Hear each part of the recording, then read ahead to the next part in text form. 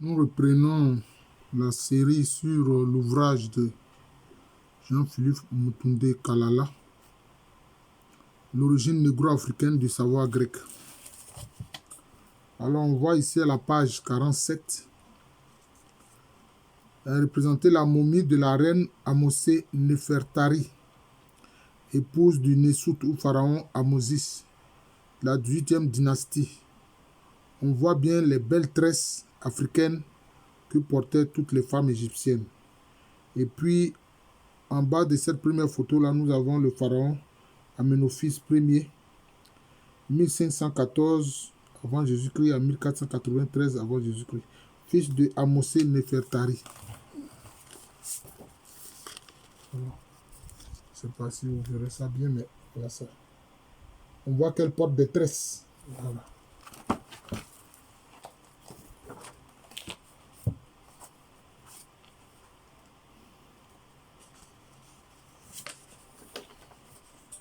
Alors, on va voir ici l'image du premier Nesut Narmé. Le premier Nesut Narmé. Et ça là, c'est une tête de caucasien, ça. Une tête d'un bon nègre. Voilà ça. Le premier Nesut de l'histoire. Voici Narmé. Voilà. Premier pharaon. On voit bien que c'est un nègre.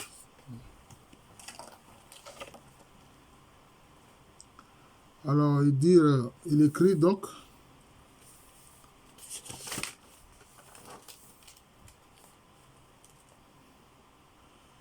que Porphyre, philosophe platonicien né à Tyr et éditeur des Énéades de Plotin, 304 à 233 avant Jésus-Christ, laissa lui aussi une déposition explicite relative au voyage en Égypte de Pythagore, ayant été reçu par Amasis, roi d'Égypte, vers 568 à 526 avant Jésus-Christ. Il obtint de lui les lettres de recommandation auprès des prêtres d'Héliopolis, qui l'envoyèrent à ceux de Memphis comme étant plus anciens, ce qui au fond n'était qu'un prétexte. Puis de Memphis, il fut envoyé pour les mêmes raisons aux prêtres de Diospolis, à Thèbes qui est un peu plus au sud. Ceux-ci, redoutant le roi et n'osant trouver de faux fuyants, ont écarté le nouveau venu de leur sanctuaire, crurent pouvoir s'en défaire en le forçant à subir de très mauvais traitements et à exécuter des ordres très durs, tout à fait étrangers à l'éducation hellénique. Tout cela étant aussi calculé pour le pousser au désespoir et le détourner afin de son entreprise. Mais comme il exécutait avec zèle tout ce qu'on lui demandait, les prêtres finirent par concevoir une grande admiration pour lui, le traitèrent avec égard et lui permirent même de sacrifier à leur Dieu, et qui n'avait jamais été accordé jusque-là à un étranger. Donc on voit bien que les prêtres de Tamérie, les anciens Égyptiens, ne voulaient pas donner leur savoir au premier venu, surtout quand c'est un étranger. Ce passage montre bien que l'on ne peut prétendre sérieusement que les Grecs ont disputé d'égal à égal avec les savants égyptiens, car ces derniers n'accordaient aucune importance aux Grecs, et à Pythagore en particulier. Mais en fait, il faut dire que Pythagore n'était même pas un Grec, c'est un Cananéen. Pythagore est un Cananéen. Voilà. Ils l'ont d'ailleurs baladé de ville en ville comme une simple balle de ping-pong avant d'accepter, devant son abnégation de l'éducation aux disciplines scientifiques, mathématiques, astronomie, etc. de l'Égypte. Pythagore a accepté patiemment son sort tout en sachant l'importance des informations qu'il allait pouvoir par la suite recueillir en Afrique. Les prêtres africains gardaient jalousement leurs connaissances et ne les livraient qu'à petite dose et aux petits esprits empreints d'une profonde sagesse. Il semble encore que l'attente et les mauvais traitements subis par Pythagore aient duré tout de même 3 ans. Cela nous permet d'affirmer qu'il a fréquenté pendant au moins 19 ans les instituts supérieurs de formation africains, puisque nous savons que son séjour en Afrique a duré 22 ans. Beaucoup de spécialistes discutent même l'origine du nom de Pythagore, qui semble être africaine. Bon, l'origine, c'est ça, africaine. En effet, Pythagore a été consacré à un oracle dédié à Ptah, le dieu africain créateur de toutes choses. D'où Ptah, prononcé Ptaour, voulant dire en fait Dieu est grand ou Ptah est grand. Mais c'est ça, c'est pour ça que je dis que c'est un Cananéen. Donc un Africain en fait. Voilà. Voulant dire en fait Dieu est grand ou Ptah est grand. Et c'est le W qui serait devenu G, tout comme le W de war en anglais, guerre en français. D'où Pythagora, puis Pythagora, qui fut plus facile à prononcer en Grèce. Son nom d'origine hellénique était en fait Némarchos. Comme pour enfoncer le clou, Diogène ajoute encore à propos de Pythagore. Pythagore fit 3 vases en argent et les offrit comme présent à chacun des prêtres d'Égypte. Maintenant, il était en Égypte grand quand Polycrate lui envoya une lettre d'introduction pour Amasis. Il apprit la langue égyptienne, comme nous le dit Atyphon dans son livre sur les hommes d'un mérite exceptionnel. Ces précisions nous permettent de mieux saisir les appuis dont il a pu bénéficier pour se faire initier en Égypte. Le tyran grec Polycrate lui envoya une lettre d'introduction à l'attention du pharaon de la 26e dynastie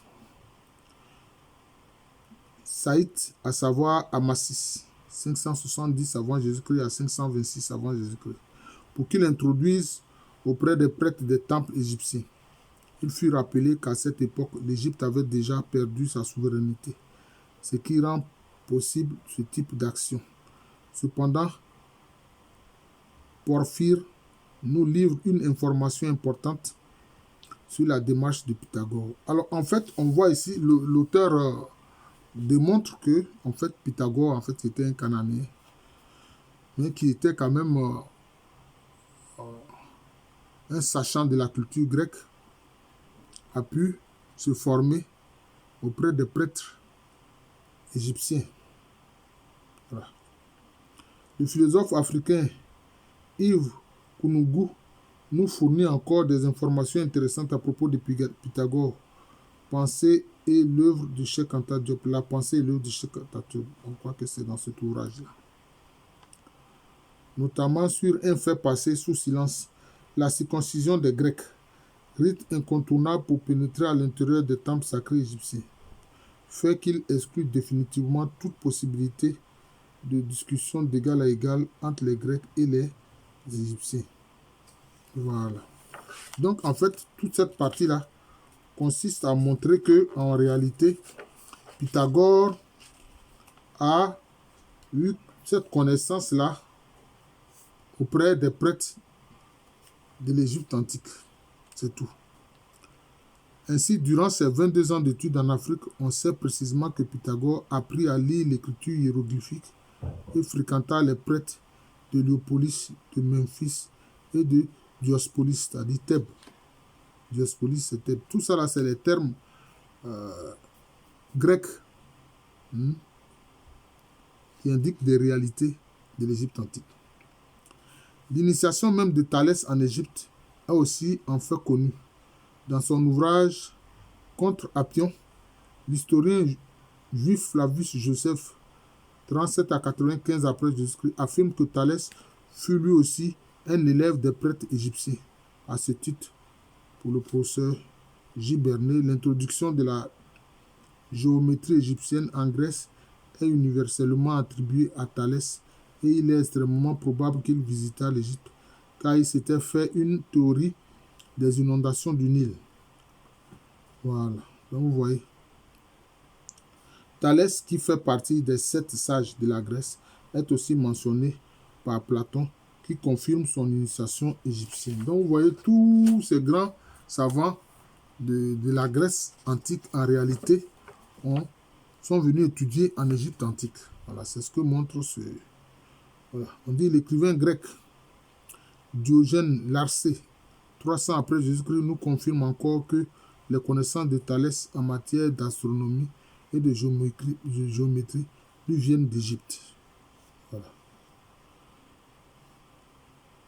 Dans son ouvrage commentaire sur le premier livre des éléments d'Euclide, le philosophe néoplaticien Proclus 410 à 485 après Jésus-Christ renforce, si besoin, tout ce qui a été dit sur Thalès. Donc vous voyez, en fait, ici, c'est pour ça que cet auteur, donc Omotunde Kalala, a intitulé son ouvrage Origine égyptienne du savoir grec. L'origine négro-africaine, pardon, du savoir grec.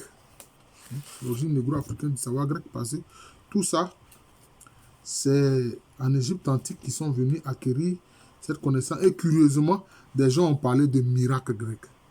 Quel miracle? On parle de connaissance, vous parlez de miracle. La connaissance et les miracles, c'est des choses différentes. Et le miracle, c'est l'intervention de l'invisible, qui crée une chose, qui provoque une situation qui peut ne même pas être logique. Voilà, qui peut ne pas être logique. Voilà, c'est ça. Les précisions apportées par Diodore de Sicile prouvent que Dox, à qui on attribue injustement l'invention du cadran solaire horizontal, a effectivement reçu un enseignement aux sciences égyptiennes. Mais comment imaginer que Dox, face au papyrus scientifique égyptien, lui passionné de mathématiques, ne fut pas tenté de recopier ce savoir et de le mettre à son propre compte une fois de retour en Grèce, d'autant plus qu'il copiait déjà les contes égyptiens, comme l'a dit Ératosphène. Pour en comprendre un peu plus sur le plagiat des textes égyptiens par les Grecs dans l'ouvrage Principles of Mathematics, l'anglais Bertrand Russell nous met sur la piste d'Euclide. Voilà. Donc c'est ça. Le problème, c'est qu'ils sont venus étudier tout ça en Égypte antique.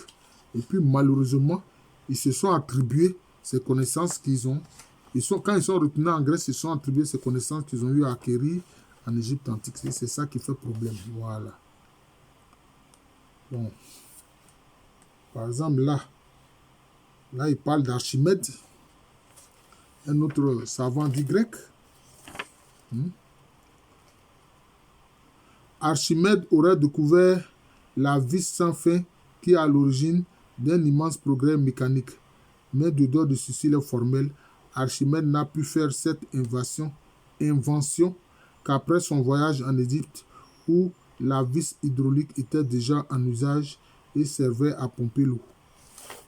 Voilà.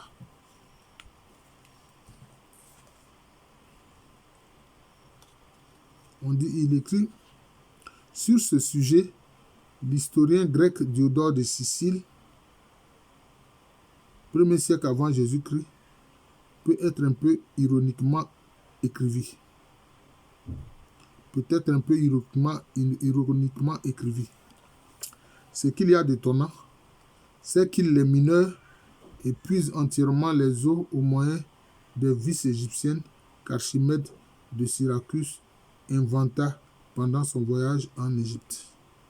Comment il peut inventer quelque chose qu'il a vu en Égypte? Mais c'est pour ironiser en fait. C'est pour ironiser. Il est fort intéressant de savoir que Strabon, dans Géographie, volume 3, livre 18, mentionne aussi l'utilisation du limaçon en Égypte, mais n'attribue pas son invention à Archimède. En fait, le théorème attribué à Thalès a été rédigé en Afrique 1300 ans avant sa naissance. Il est dévoilé dans le problème numéro 53 du papyrus Rind.